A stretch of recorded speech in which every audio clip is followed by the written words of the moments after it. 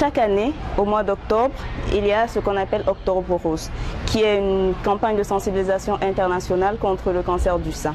Alors, Africa for Africa étant une association à but social, principalement, nous nous sommes penchés sur ce mois d'Octobre Rose et avons décidé d'organiser ce qu'on a appelé AFA en Rose, qui est notre participation au dépistage des cancers féminins au cours du mois d'octobre. Ceci était notre deuxième session de AFA en Rose. Et pour cette deuxième session, nous avons voulu organiser non seulement des dépistages pour le cancer du sein, mais aussi des dépistages pour le cancer du col de l'utérus, qui sont deux cancers gynécologiques très souvent vus en Afrique et qui causent beaucoup de problèmes et pourtant qui sont facilement dépistables et donc facilement évitables. Alors déjà, il faut savoir que le cancer du sein est la deuxième cause de cancer chez les femmes en Afrique subsaharienne et le cancer du col de l'utérus fait partie des 3 premières causes aussi de cancer chez les femmes en Afrique subsaharienne.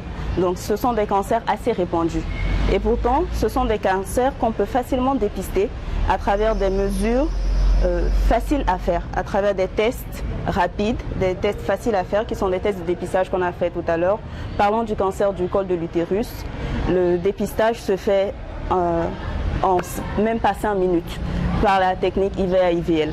Pour le cancer du sein, une simple mesure de dépistage personnel qui est l'autopalpation des seins permet de détecter des masses au niveau des seins, de détecter toute anomalie au niveau de la poitrine chez les femmes et qui peut conduire à faire une mammographie qui peut permettre de détecter et de dépister très tôt un cancer et dont la prise en charge se fera plus vite et beaucoup de dégâts seront évités. Par exemple, au cours de cette activité, nous avons reçu 137 femmes. Nous avons fait des tests de dépistage du cancer du col de l'utérus. Certaines, à peu près le tiers des femmes sont revenues avec des tests positifs et ont été référées pour une prise en charge ultérieure. Et le suivi sera fait au niveau de l'hôpital de district de 10e à Thiès, qui nous a apporté son appui pour l'organisation de ces journées de sensibilisation. Donc, grâce au personnel et à l'association des sages-femmes de Thiès, nous avons vraiment pu, pendant ces 2 journées, voir le maximum de personnes qui sont venues. On a vu toutes les femmes qui sont venues.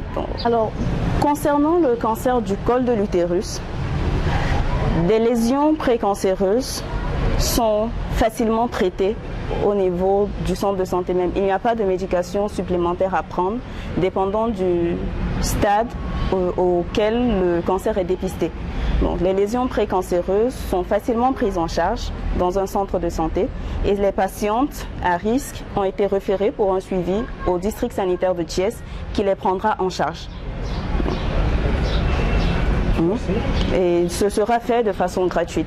Alors, je tiens encore à remercier le district sanitaire de Thiès qui vraiment nous a fourni le personnel et un appui qui a vraiment été apprécié pour l'organisation de ces 2 journées et aussi l'association des sages-femmes de Thiès qui ont été vraiment d'un grand secours.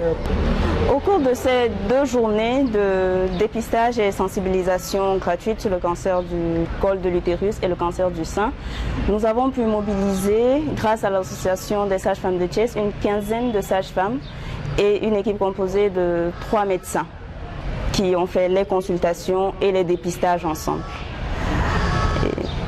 Justement, parlant de l'association des sages-femmes, j'aimerais remercier tous les partenaires qui nous ont aidés à mettre sur pied cette activité, à savoir la LISCA, dont nous avons reçu un appui aussi bien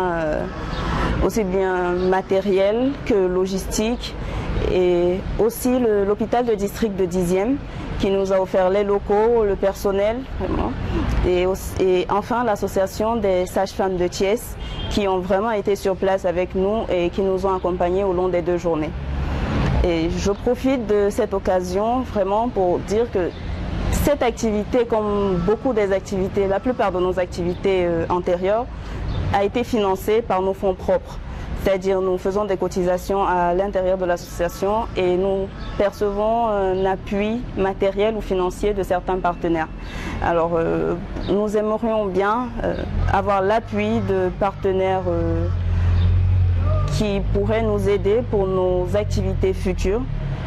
Nous sommes, je répète, une association à but social. Vocation essentielle d'œuvrer dans le social à travers des sensibilisations, des formations, des consultations gratuites, mais aussi tout ce qui tourne autour du développement durable au niveau de l'agriculture, de l'environnement, de la bonne gouvernance. Donc nous vraiment, on se tient à aider la population dans des activités comme ce qu'on a fait aujourd'hui, qui est une activité de dépistage, de sensibilisation sur les cancers gynécologiques. Comme vous le savez bien, pour chaque mois d'octobre, notre association organise des manifestations, aussi bien sur des sensibilisations à travers les réseaux sociaux, à travers WhatsApp, Facebook et aussi sur notre site, et aussi auprès des partenaires. Et on joue pour vraiment organiser de façon très dynamique durant le mois d'octobre pour parler surtout des cancers, de sensibiliser le maximum de personnes et aussi faire des sensibilisations et des dépistages pour les malades.